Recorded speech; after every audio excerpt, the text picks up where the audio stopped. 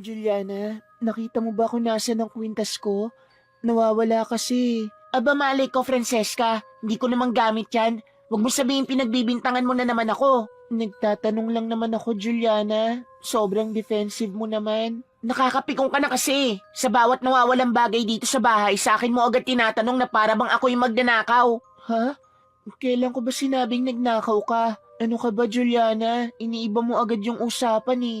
Hinahanap ko lang yung kwintas na niregalo ni Daddy sa akin bago siya namatay. Sobrang mahal nun, hindi yun pwedeng mawala. Eh di hanapin mo, baka nandyan lang yun sa paligid. Inirapan ni Juliana ang pinsan niyang si Francesca na halos mabaliw kakahanap sa kanyang nawawalang hikaw. Ang hindi alam nito, matagal nang kinuha ni Juliana ang hikaw at itinago. Simula nang tumira si Juliana sa bahay ng tiyahin, nagsimula siyang mainggit dahil sa kanyang pinsan na mayroon ang lahat na wala siya. Oh, saan kayo pupunta? Ma'am, isasama ko sana sa party si Juliana kaso nawawala ang kwintas ko kaya hindi po kami makaalis. Saan mo ba nilagay, anak?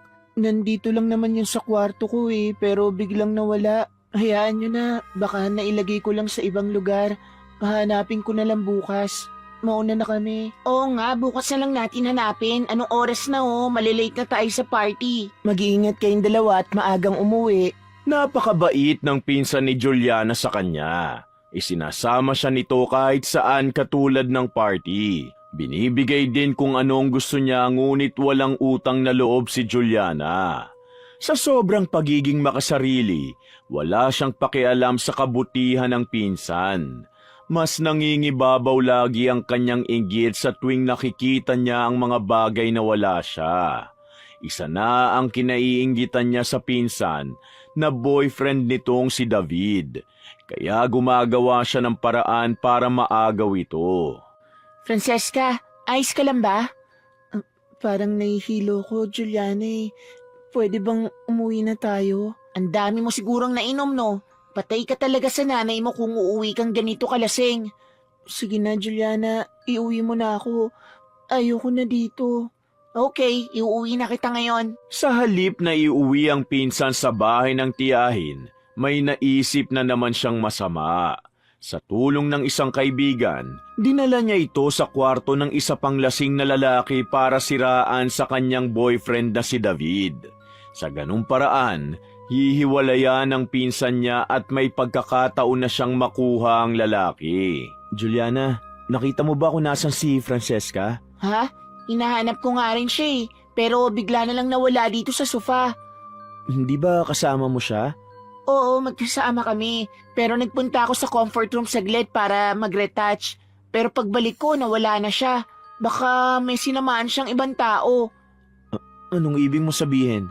Kanina kasi, may lalaking lumalapit sa kanya. Baka lang dinala siya dun sa taas. Sinamahan naman ni Juliana si David sa taas kung nasaan nasa loob ng kwarto ang pinsan kasama ang ibang lalaki sa iisang kama. Nagulat si David sa nakitang eksena kaya ito nagalit ng husto kay Francesca. Francesca, ano tong ginagawa mo?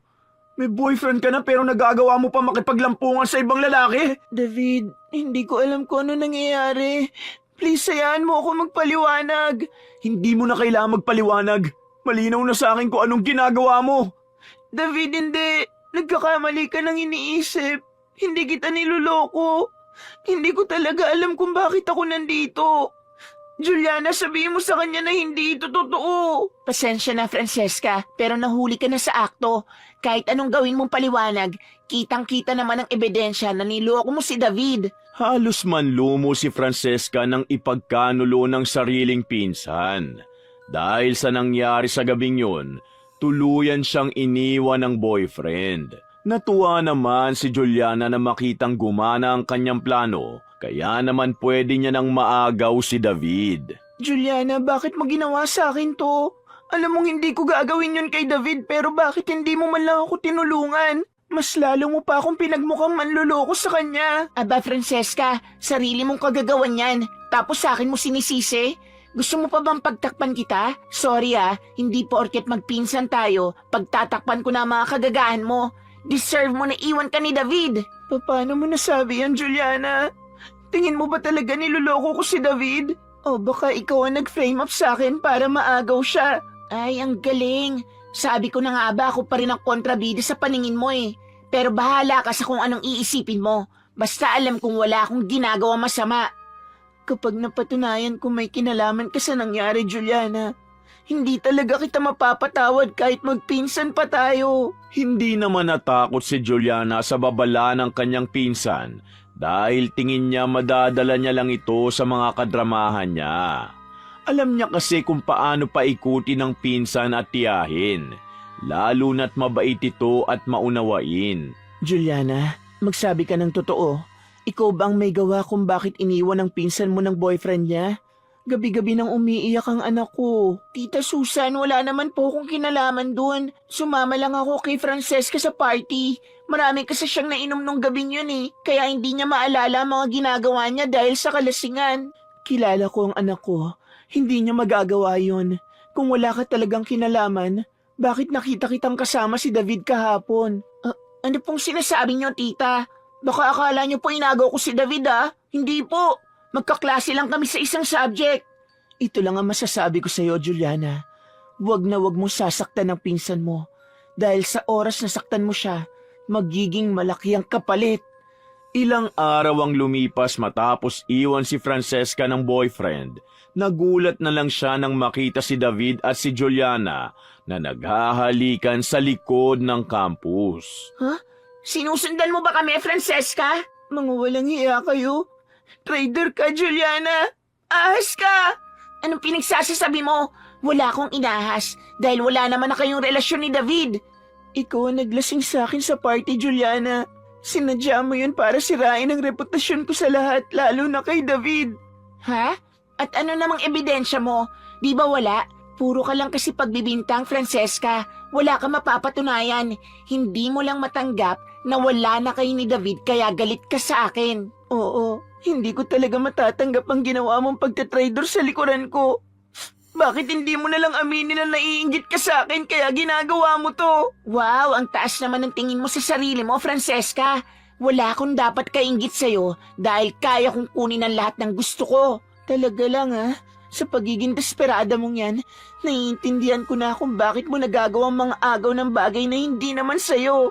Sobrang napikon si Juliana sa sinabi ng kanyang pinsan at hindi niya napigilan ang sariling sabunutan nito hanggang sa nagpang-abot na sila. Nadaanan sila ng principal kaya sila pinatawag sa opisina nito. Anong problema yung dalawa? Bakit kayo nagsasabunutan sa loob ng campus? Ma'am, siya po ang nauna. Bigla niya na lang po akong inatake. Sinungaling. Ikaw ang unang sumabunot sa akin dahil pikon ka. Guilty ka lang kasi totoong sinabi kong mga agaw ka. Ano ba itong pinag-aawayan nyo? Kung hindi kayo mag-aayos, ipatatawag ko ang parents ninyo. Ma'am, magpinsan po kami. At galit siya dahil hiniwalayan siya ng boyfriend niya na ngayon ay boyfriend ko na. Wala na akong pakialam kay David, Juliana. Kahit itali mo pa siya sa palda mo. Ang hindi ko lang matanggap, tinuring kitang parang kapatid. Tapos ito lang ang igaganti mo sa akin. Sige lang, darating din ang karma mo. Tumalikod na lamang si Francesca at hindi na pinatulan si Juliana. Alam niyang wala na ring kabuluhan para pag-agawan nila ang isang lalaki. Ang tanging ginawa niya na lang, magsumbong sa ina sa kasamaan ng kanyang pinsan. Ma'am, binibigay ko naman ang lahat sa kanya. Tapos nagawa niya pa akong siraan sa iba. Hindi ko po talaga maintindihan. Anak, wala kang kasalanan at wala ka ring pagkukulang. Sadyang hindi lang siya marunong makontento. Bakit siya nagkakaganon, ma'am? Ano pa bang gusto niya? Anak, ang taong inggitera at ganid, hindi kailanman makukontento. Kaya kailangan ko siyang turuan ng leksyon. At paano po? Ayaw niya ring makinig sa akin. Hayaan mong ako ang gumawa ng paraan. Sa kabilang banda, nasa kanyang kwarto si Juliana habang sinusuot ang mga hikaw at kwintas na ninakaw niya mula sa drawer ng pinsan. Nagulat naman siya nang biglang pumasok sa kanyang kwarto ang bunsong kapatid ni Francesca na si Jonas. Ate Juliana, hindi ba yan yung alahas na hinahanap ni Ate Francesca? Hoy, manahimik ka. Pag nagsumbong ka, malilintigan ka talaga sa akin. Masama pong ginagawa mo, Ate Juliana. Nagnanakaw ka po ng gamit na hindi sa'yo. Wala akong pakialam. Kukunin ko kahit na anong gusto ko. At ikaw bata ka, itig mo yung bibig mo kung ayaw mong paluin kita. Ang sama mo, Ate Juliana! Tumakbo sa labas si Jonas at nais magsumbong sa kanyang ate. Hinabol naman siya ni Juliana sa labas. Hihilahin niya sana ito, ngunit nadapa si Jonas malapit sa hagdan kaya ito nahulog sa baba. At tiyempo namang nasa baba si Tita Susan. Jonas, ano nangyari sa anak ko? Tita, nahulog po siya sa hagdan dahil sa katatakbo niya. Diyos ko po, ang anak ko! Dalhin po natin siya sa ospital ngayon din. Lumabas naman si Francesca sa kanyang kwarto at nagulat din sa nadatnan sa baba. Nakita niya ang kapatid na nakahandusay sa sahig at may dugong nakakalat. Anong ginawa mo sa kapatid ko, Juliana? Huwag mo nga akong laging pagbintangan, Francesca. Naglalaro ang kapatid mo sa taas. Nadapa siya sa hagdanan kaya siya nahulog. Hindi ako naniniwala sa'yo. May ginawa ka sa kapatid ko. Tama na yan, Francesca. Dadali muna natin sa ospital ang kapatid mo. Nagpunta sila sa ospital at sa kabutihang palad, nakaligtas si Jonas. Nakahinga ng maluwag ang mag-inang sina Susan at Francesca dahil hindi naman napano ang bata. Habang si Juliana naman ay kinakabahan na kapag nagising na ang bata ay ibuko siya nito. Juliana, hindi ako naniniwala sa sinasabi mong nadapa ang kapatid ko. Alam kong maingat si Jonas. Alam niyang delikado yun. Wala namang saysay kung magpapaliwanag ako sa inyo eh. Dahil kahit anong sabihin ko, hindi niyo naman ako paniniwalaan. Ako na lang palagi ang mali. Malalaman natin ang katotohanan kapag nagising na si Jonas. At sa oras na malaman kung sinaktan mo ang anak ko, lumayas ka na sa pamamahay ko. Tita, wag naman po kayong ganyan. Hindi ko magagawang saktan si Jonas. Pinsan ko siya. Kung ako nga nagawa mong saktan eh, paano pa kaya ang kapatid ko? Kumuyom ang mga kamao ni Juliana. Gusto niya mang sampalin ng pinsan, hindi niya magawa dahil naroon ang tiyahin na kumupkop at nagpaaral sa kanya. Nang sumunod na araw, nagising na si Jonas sa ospital kaya nila ito kinausap. Anak, ano ba talagang nangyari sa'yo? Bakit ka nahulog sa hagdan? Hindi ko rin po maalala, Mami. Jonas, subukan mong alalahanin. May tumulak ba sa'yo sa hagdan? Naalala ko lang po. Nakita ko si Ate Juliana na may tinatago sa kwarto niya. Jonas, ano bang pinagsasasabi mo? Manahimik ka, Juliana. Hayaan mong sabihin niyan totoo. Nakita ko po mga ninakaw niyang alahas ni Ate Francesca. Nagulat sina Francesca at Susan sa narinig. Napatingin sila kay Juliana na namutla ang mukha. O ano ngayon? Magsisinungaling ka pa rin? Hindi yan totoo! Nagsisinungaling si Jonas! Hindi nagsisinungaling ang mga bata, Juliana. Tita Susan, tinuruan ni Francesca ang kapatid niya para siraan ako. Galit pa rin siya sa akin dahil kay David. Magaling ka talaga magpalusot, Juliana. Totoo naman galit ka pa rin sa akin kaya gusto mo akong palayasin ni Tita Susan. Kung gusto kitang palayasin, dati ko pa ginawa. Ngayong lumabas na ang totoo mong kulay, dapat ka na nga talagang lumayas sa pamamahay namin. Hindi ako papayag, Tita Susan. Hindi naman po patas kung paniniwalaan yung anak niyong may sama ng loob sa akin. Ginamit naman ngayon ni Juliana ang kanyang galing sa pag-arte. Alam niyang hindi siya basta-basta paalisin ng tiyahin dahil nangako ito sa kanyang ama na aalagaan siya. Juliana, bibigyan kita ng isa pang pagkakataon. Pero gusto kong umamin ka sa mga kasalanan mo. Tita Susan, wala po akong dapat na aminin. Dahil wala po talaga akong ninakaw kay Francesca. Ang nakita po ni Jonas ay yung mga alahas na binigay niyo sa akin. Napakasinungaling mo talaga.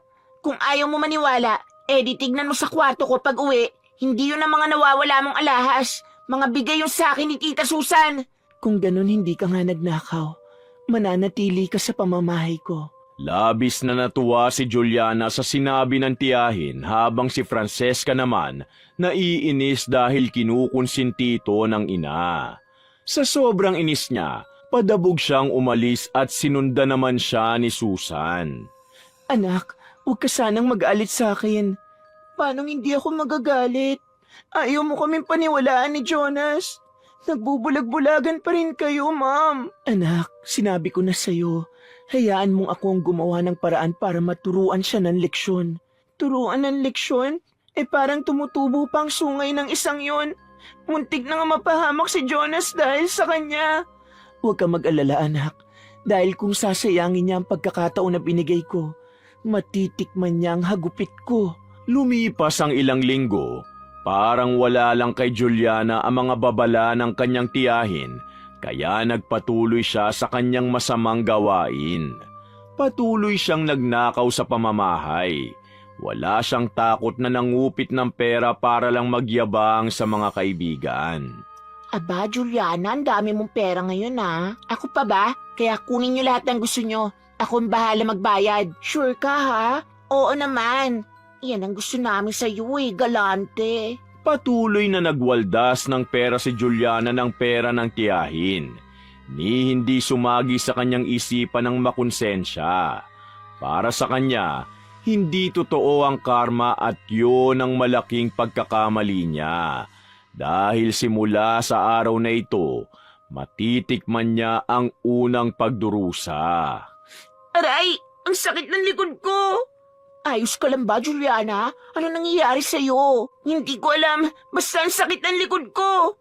Halika nga, tignan natin sa loob ng comfort room. Baka may kumagat lang sa'yo. Hindi to kagat. Parang may kung anong tumutusok sa likod ko. Pagpasok nila sa comfort room, hinubad ni Juliana ang suot na pang-ibabaw at tinignan ng kaibigan ang kanyang likuran. Napatili naman ito nang makita kung anong meron sa kanyang likod. Ay, Juliana, nakakadiri ka. Meron kang bulutong. Ano? Wala naman akong bulutong ah. Yaks, ang dami pa. Diyan ka na nga. Hoy, wag mo ako iwan dito, ano ba? Naiwang mag-isa si Juliana sa loob ng comfort room at napasigaw siya dahil mas lalong humapdi ang mga bulutong sa likod. Tinignan niya ito sa harap ng salamin at nanlaki ang mga mata niya na pumangit ang makinis niyang balat. Hindi pwede to. Ano nangyayari sa likod ko? Babe, lumabas ka na dyan. Nababagot na ako dito kakahintay sa'yo ah. Bakit bigla na lang ako nagkabulutong? Hindi to pwede makita ni David. Juliana, okay ka lang ba dyan? Yes babe. Hintayin mo lang ako dyan. Nagpapalit lang ako. Pagkalabas ni Juliana, umakto siyang tila walang nangyari. Sinubukan niyang tiisin ang hapdi sa likuran, ngunit mas lalo lang itong tumindi. Juliana, ayos ka lang ba? Bakit parang namimilipit ka sa sakit? Wala to David. Medyo masama lang ang pakiramdam ko pero okay lang. Sigurado ka? Kung gusto mo nang umuwi, sabihin mo lang sa akin. Okay lang talaga ako, David. Magsaya lang tayo. Okay, babe. Mamaya na tayo umuwi. Maaga pa naman eh. Habang lumalalim ang gabi, hindi alam ni Juliana ang sumpang darating sa kanya. Patuloy niyang binaliwala ang lahat. Hanggang sa bigla na lang may tumubo sa kanyang likuran. Juliana, ano yan nasa likod mo? Wala to. Hindi, parang may tumutubo sa likuran mo. Aray! Masakit! Nagulat ang mga tao sa paligid nang makita na may mga pakpak na tumubo sa kanyang likuran. Nagsigawan ang mga ito sa takot at tinawag siyang aswang. Tulungan niyo ako! Hindi ako aswang! David, please, hindi ako aswang! Hindi ko alam kung ano nangyayari sa akin! Lumayo ka sa akin! Isa kang aswang! Ang iba sa paligid ay kinunan siya ng video at pinagtawanan. Tila binagsakan ng langit at lupa si Juliana na makita ang mga itim na pakpak na tumubo sa kanyang likod at hindi niya mawari kung bakit siya nagkakaganon. Inisip niya pa na baka lasing siya at may nainom na pinagbabawal na gamot. Hindi totoo to! Isa lang tong panaginip! Pinaglalaruan lang ako ng sarili kong isip! Hindi ako aswang! Nawalan bigla ng malay si Juliana at nang magising siya, natagpuan niya ang sarili sa kanyang kwarto. Sa sobrang takot, napatingin siya sa kanyang likuran at napasinghap nang mapansing wala na ang mga pakpak at bulutong. Nagulat naman siya nang makita si Susan na nakatayo pala sa gilid ng kama. Juliana, ninanakawan mo ba ako ng pera ko? Tita, ano pong pera? Sagutin mo lang ako ng oo o hindi. Tapos ang usapan. Siyempre hindi po. Hindi ko po kayo pagnanakawan, tita. Hindi na nagsalita pa si Tita Susan at nginitian na lamang si Juliana kaya siya nang ilabot dahil kakaiba ang mga tingin nito. Teka, Tita Susan, may itatanong sana ako. Ano yun? May nangyari po bang masama sa akin? Hindi ko alam, Juliana. Pero ikaw lang ang makakaalam. Tinalikuran siya ni Tita Susan at naiwang nagtataka si Juliana kung totoo ba ang nangyari o isa lamang panaginip. Hindi naman siguro ako nababaliw. Sa sobrang pagkabalisa, tinawagan ni Juliana ang kaibigan na si Betty upang makasiguro na hindi siya nababaliw. Betty, nagpunta ba tayo sa bar? Oo, nagpunta tayo kahapon at sobrang nalasing ka nga. Mabuti nga inatid ka ni David pa uwi dyan. Talaga? Wala namang nangyari sa akin na kakaiba, hindi ba? Wala naman. Pero naalala ko sabi mo sumasakit ang likod mo, yun lang. Yun lang? Hindi ako nagwala. Oo nga, Juliana. Ano bang problema? Hindi niya na sinagot ang tanong ng kaibigan at ibinaba na ang tawag. Nakahinga ng maluwag si Juliana dahil napatunayan niyang isa lang panaginip na naging aswang siya. Bumalik ulit ang kanyang sigla at ang unang sumagi sa kanyang isip ay maglakwat siya. Ngunit paglabas niya ng kwarto, nakita niya si Francesca sa labas na nagwawalis. Oh, gising na pala ang Disney Princess. Bilib din naman ako sa kakapalan ng mukha mo, Juliana. Tanghali ka na nga magising, hindi mo pa nilinis ang kalat mo sa sala. Alam mo ba, sumuka ka lang naman kagabi. Sorry. Nalasing lang ako kagabi kasi masaya kami nagiinuman ni David. Naalala ko pa nga, hinatid niya ako kagabi. Ang sweet niya, di ba? Ano? Sigurado ka ba sa sinasabi mo? Hindi naman si David ang nagatid sa'yo kagabi, kundi ibang lalaki. Ano? Pero ang sabi ni Betty, si David daw ang nagatid sa akin Aba, malay ko sa'yo. Nandun ba ako sa bar? Padabog na tumalikod si Juliana at tinawagan ulit ang kaibigang si Betty. Ngunit hindi siya nito sinasagot. Ganon din ang boyfriend niyang si David. Wala siyang magawa kundi puntahan na lang sila sa kanilang tambayan. At pagdating niya sa bar, nakita niya ang dalawang naglalampungan. Mga hayop kayo! Pinaglololoko niyo lang ako! Juliana, kumalma ka nga. Maka-akto ka naman na parang asawa ka. Side chick ka lang din naman ni David. Bruwa ka! Mga agaw ka! Mga agaw? Wow, ikaw pa talaga nagsabi niya na. Hindi ba't inagaw mo lang din naman si David sa pinsan mong si Francesca? Oh, ba't hindi ka makapagsalita? Kasi totoo, di ba? Mga agaw ka rin kaya quits lang tayo. Hindi makaimik si Juliana. Nanumbalik sa kanya ang ginawa niya kay Francesca noon. Hindi niya kinayanan ng kahihiyan kaya siya tumakbo palayo.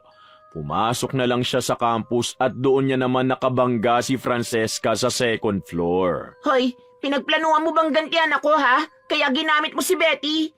Anong pinagsasasabi mo dyan? Maang-maangang ka pa. Ikaw ang nasa likod kung bakit ako niloko ni Betty at David.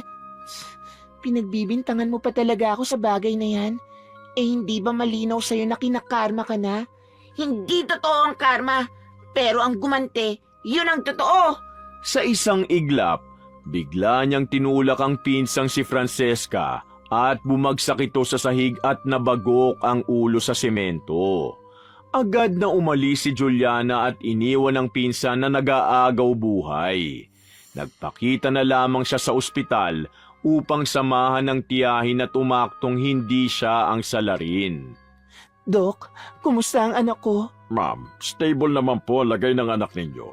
Pero hindi po namin masabi kung kailan siya magigising. Ano? Sinasabi niyo bang comatose ang anak ko? Opo ma'am, ikinalulungkot ko. Ang masasabi ko lang, magdasal lang po tayo. Huwag tayong mawala ng pag-asa dahil minomonitor naman siyang maigi. Salamat po, Dok.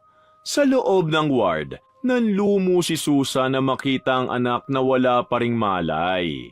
Napaiyak siya sa takot na baka hindi na ito magising.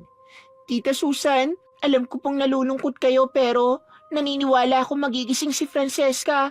Matapang po siya. Juliana, hindi mo ba talaga alam kung sino may gawa nito sa pinsan mo?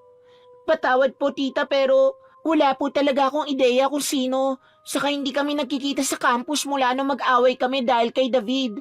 Kung wala namang ibang kaaway ang anak ko, sino ba ang pwedeng manakit sa kanya? Tita Susan, alam ko po ang iniisip nyo. Kung tingin nyo na ako may gawa, naiintindihan ko naman po. Ako lang naman ang lagi na pagbibintangan eh. Ginamit ulit ni Juliana ang pagdadrama niya para kunin ang loob ng tiyahin. Umiyak pa siya sa harap nito na para bang siya ang kinawawa. Tita, kahit ganito lang po ako nagaling probinsya, pero pinalaki ako ni tatay na maayos. Sana naman po huwag niyo akong tingnan ng ganyan na parang isa akong kriminal. Wala pa naman akong sinasabing ganyan, Juliana. Ang hindi ko lang maintindihan, bakit may mga taong walang konsensya? Kung sino man ang nanakit sa anak ko, alam kong magdurusa siya. Opo tita, tutulungan ko po kayo mahanap ang salarin. Pero sa ngayon po, mas mabuting tutukan muna natin si Francesca at hintayin na magising siya. Hindi ko na kailangang hanapin ang salarin dahil alam kong magpapakita siya kapag nagdurusa na siya. Napalunok ng laway si Juliana at napayuko. Medyo nakaramdam siya ng matinding kaba at panlalamig. Nang saglit na umalis si Tita Susan, tinignan niya ang mukha ng pinsan na mahimbing na natutulog. Kawawa ka naman, pinsan. Kasalanan mo rin naman kung bakit ka napunta sa ganyang sitwasyon eh. Tsaka huwag ka mag-alala, aalagaan ko naman si Tita Susan, kaya kahit mawala ka, may papalit naman sa pwesto mo. Sleep well, Francesca. Hindi ko nahahayaang magising ka pa. Nasa labas naman ang pinto si Jonas at narinig niya ang mga sinabi ni Juliana. Natakot siya sa nalaman at kaagad na ipinaalam ito sa kanyang ina. Lumipas ang isang buwan, hindi pa rin nagigising si Francesca at labis yung ikinatuwa ni Juliana dahil walang humahadlang sa mga plano niya. Halos agawin niya na ang kwarto ng pinsan.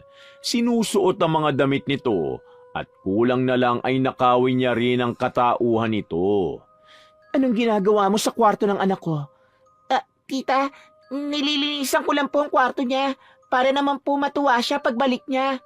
Wala kang dapat linisin dyan. Mas mabuti pang linisin mo ang sarili mong kwarto dahil yun ang makalat. Pasensya na po, Tita Susan. Teka po, gusto niyo po bang timplahan ko kayo ng kape? Huwag na, nakapagkape na ako. Sinusubukan namang kunin ni Juliana ang loob ng tiyahin ng mga nakaraang araw. Ngunit napansin niya ang pag-iiba ng pakikitungo nito sa kanya. Tita, okay lang po ba talaga kayo?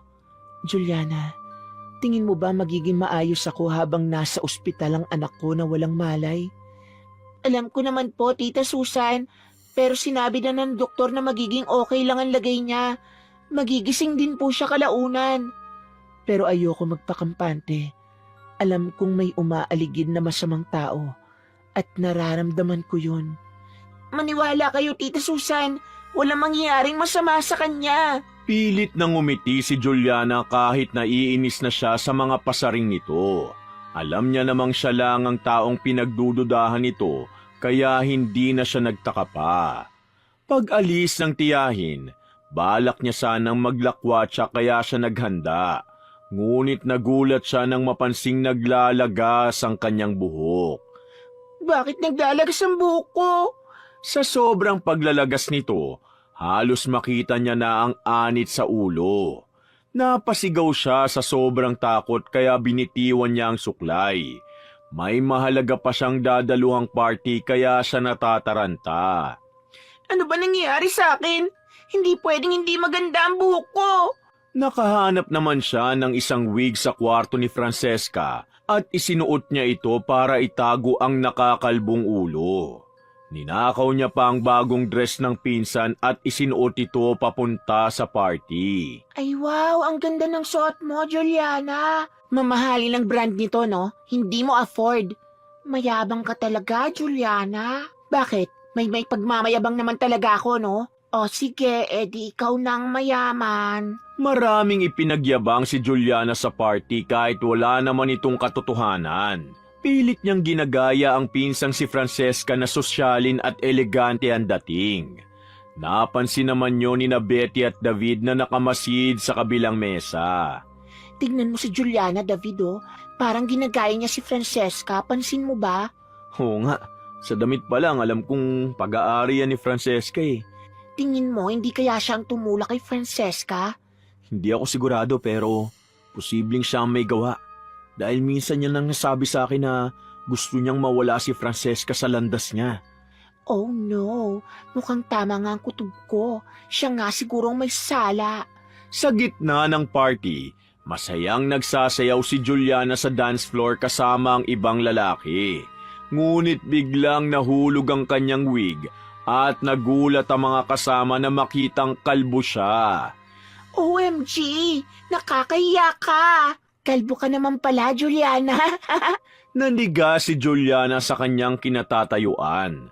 Nakita niya ang lahat ng tao na pinagtatawanan siya. Akma sana siyang aalis ngunit hinila siya ni David. Ikaw bang tumulak kay Francesca kaya siya nabagok? Huwag mo nga akong pagbintangan, David. Umamin ka na kasi, Juliana. Ikaw ang tumulak kay Francesca dahil ang gitera ka. Gusto mong palitan si Francesca. Tingnan mo nga ang sarili mo. Kahit damit, ninakaw mo pa sa kanya. Nababaliw na kayo! Hindi ako ang tumulak sa pinsan ko!